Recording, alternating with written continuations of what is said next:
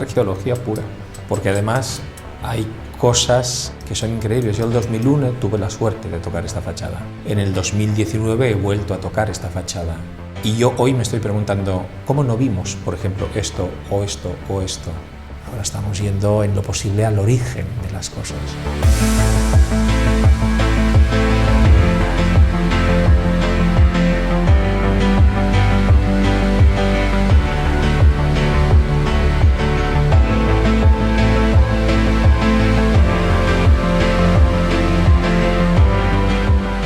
Preservar en lo posible el proceso de envejecimiento, recuperar aquello que se ha perdido y, por supuesto, en lo posible, sellar, garantizar la seguridad.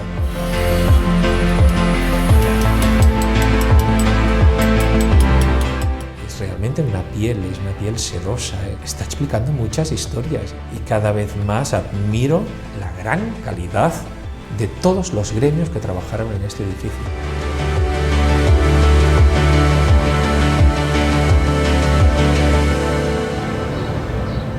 Casa Batlló realmente es una casa pequeña, es una casa que no deja de ser un edificio de viviendas, pero hay algo que es increíble. El metro cuadrado de lo que pasa de Gaudí en esta casa es una cosa excepcional.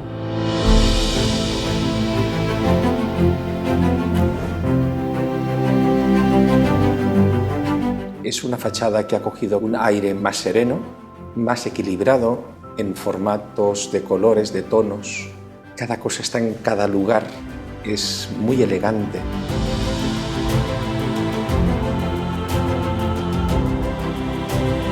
Es una maravilla ver cómo es capaz de combinar teselas de vidrios de tantos colores. En un metro cuadrado podemos encontrar hasta 10 y 12 colores diferentes.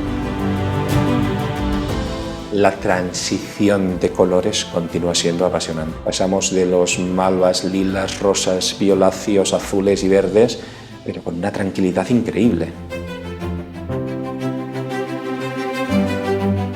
Yo pienso que ha cogido un protagonismo muy diferente al que tenía. Igual que los barrotes de las propias máscaras o las cadenas de los elementos de cubierta, ¿no?, que también son dorados. La sorpresa ha sido que el verde que todos conocíamos de esta fachada, que era un verde ceniza, bastante apagado, es un verde aceituna, ligeramente dorado. No ha sido una piedra seleccionada. Tal como llegaba de cantera se colocaba. Esto significa que tenemos disparidad dentro de la misma piedra de texturas. Mirar esta fachada hoy y ver que te está creando todas estas sensaciones y estos pequeños remolinos internos es como volverte a enamorar de esta fachada.